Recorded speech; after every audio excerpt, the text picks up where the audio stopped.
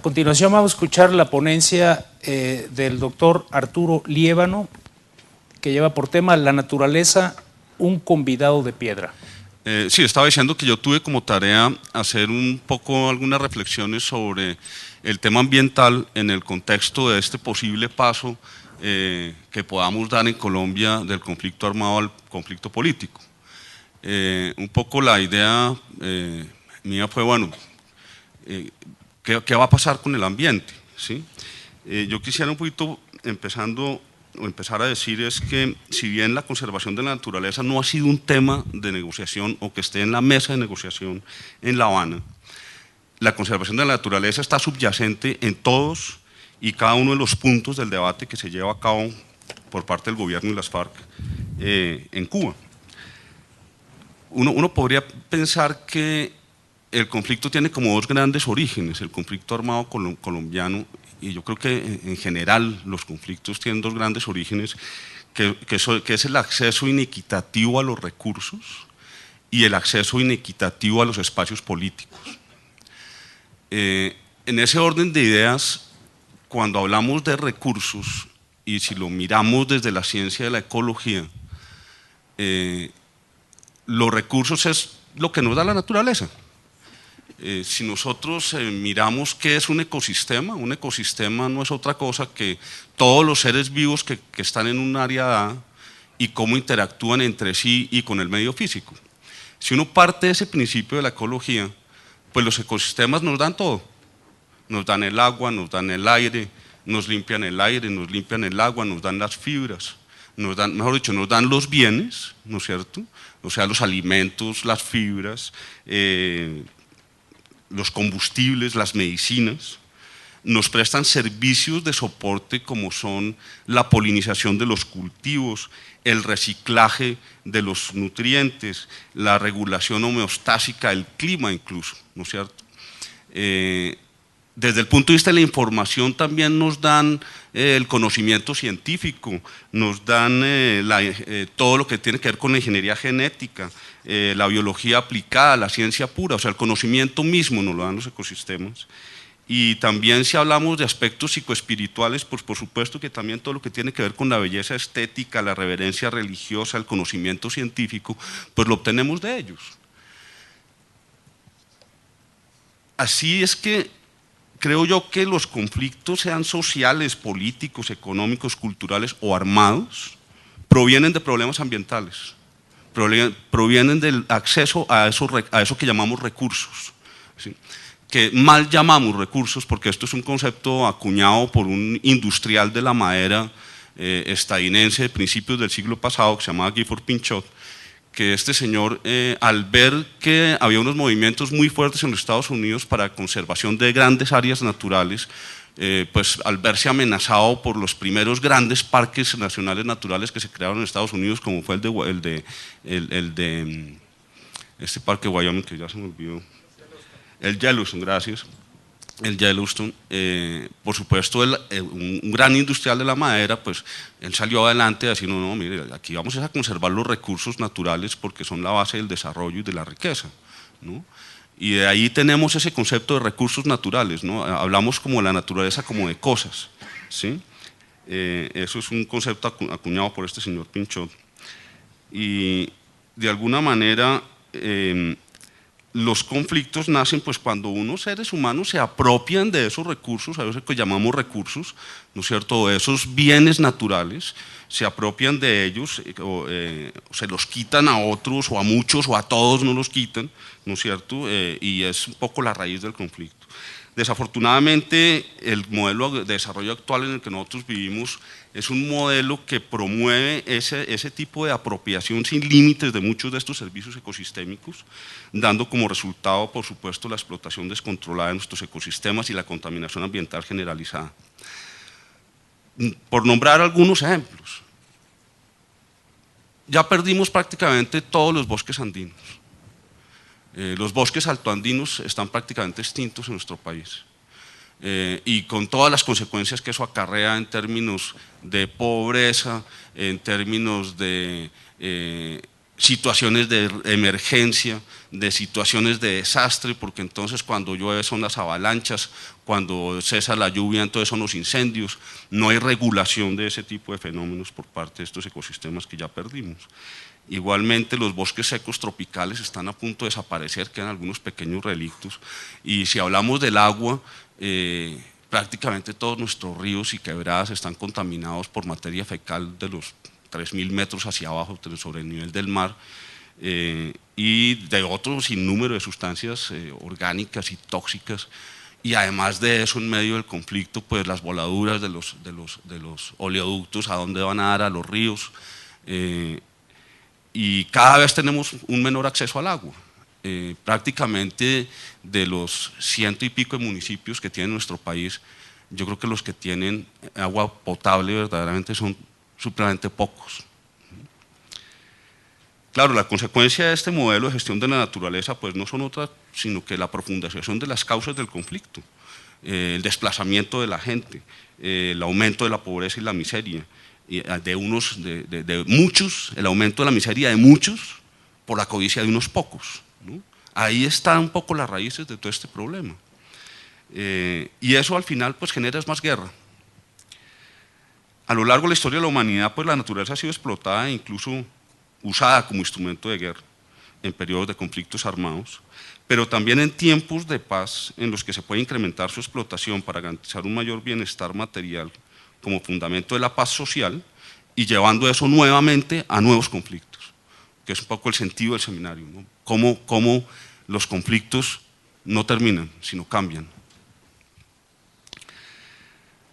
La enorme diversidad ecosistémica de nuestro país y los servicios que ellos nos prestan son una parte fundamental del patrimonio natural y cultural nacional.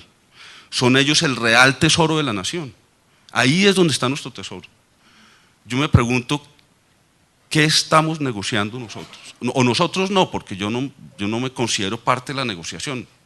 El grupo armado de las FARC y un gobierno hegemónico están negociándose nuestro tesoro.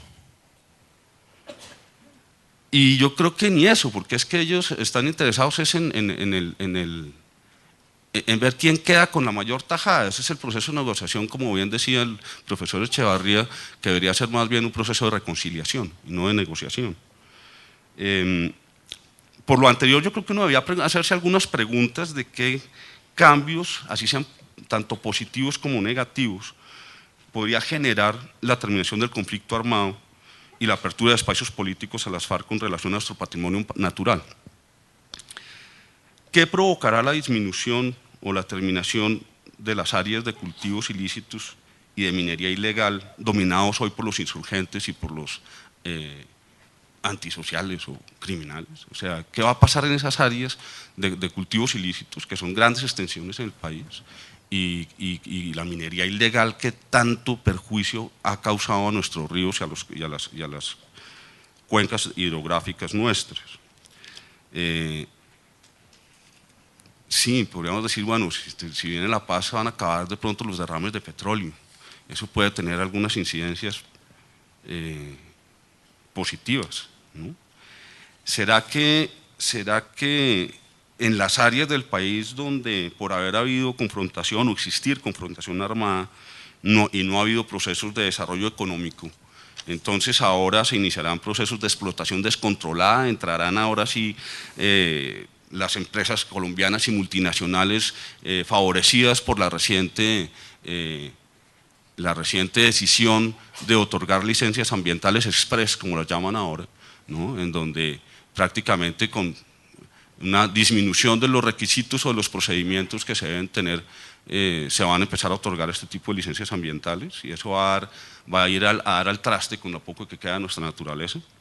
Se iniciarán procesos de explotación de minería, petróleo, oro y coltán en la Amazonía colombiana, donde ya hay un número muy importante de concesiones mineras otorgadas en la gran área de bosques naturales que todavía nos queda.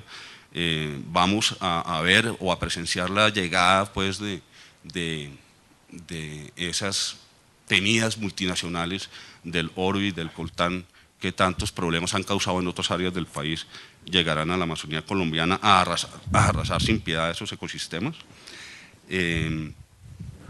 Seguiremos desbocados y obnubilados por la insensata y errada concepción de que nuestro bienestar depende del crecimiento infinito del PIB.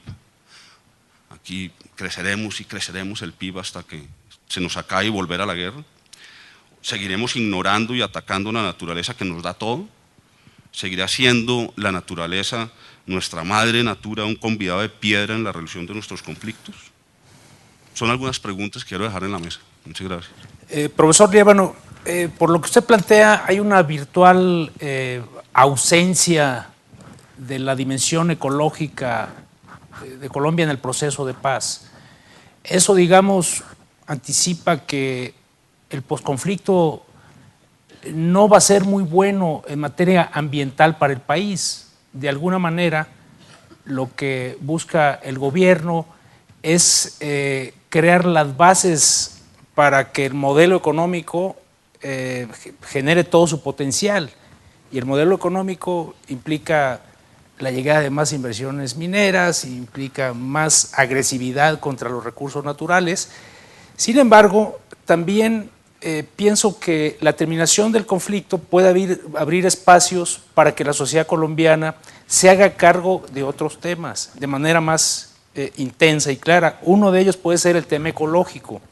¿Usted cree que en ese escenario esta presión social, este creciente interés social ciudadano por el tema ambiental obligue a los actores políticos a incorporarlo a la agenda de desarrollo del país con mucho mayor vigor y limitar esta agresión sistemática que hay contra la naturaleza por parte de las transnacionales y las grandes empresas?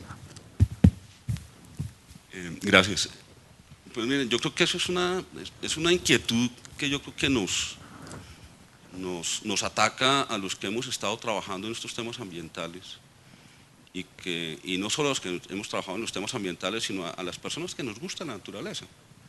De ver cómo el país, en medio del conflicto, además del deterioro social pues, y el deterioro humano que ha generado el conflicto, pues vemos cómo se deteriora cada vez más la naturaleza en nuestro país y al cual ni los unos ni los otros les interesan, ¿sí? O sea, ni el gobierno ni las FARC están interesadas en ver si nuestros ecosistemas se están acabando o si hay que proteger las especies que se están extinguiendo. Entonces yo a veces soy un poco pesimista en el sentido de que aunque, como digo, la naturaleza está subyacente a todo este proceso de negociación, porque todo lo obtenemos de ella, nadie habla de ella. El caso del agua es preocupante. En Colombia tenemos problemas de acceso al agua, no solo por la cantidad que hemos venido perdiendo en la disponibilidad de agua en nuestro país, sino también por la calidad.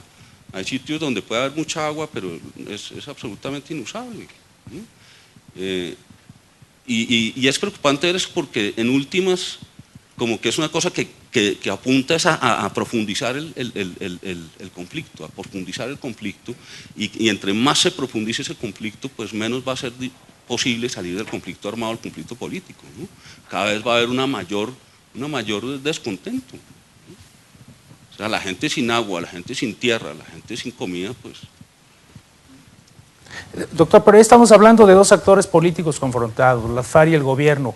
¿Cree usted que la sociedad colombiana, en efecto, ha cobrado más conciencia sobre el tema ecológico y que puede impulsar un cambio en la agenda nacional en ese sentido? ¿O no ve usted que ese es un tema relevante en la agenda nacional? Yo creo que, pues sí, evidentemente hoy en día se habla más de los temas ambientales de lo que se podía hablar tal vez hace 10 o hace 15 o hace 20 años, ¿no es cierto? Se habla más y se habla mucho en los medios, como decía el colega, pero es un discurso un poco vacío, ¿no? Es un discurso falto de garras, como dicen, ¿sí? Porque es mucho discurso, una perorata ambiental que uno hablar a mucha gente, pero al final la política ambiental en Colombia no existe. Sí, hay una cantidad de resoluciones y de cosas y leyes, etcétera, pero aquí no hay una verdadera política ambiental, que creo yo debería estar en la mesa de negociación, la política ambiental. Debería ser prioritario que estuviera en la mesa de negociación. Porque es que, vuelvo y repito, de ahí es de donde sacamos todo. De ahí vienen todas las cosas. Gracias, profesor.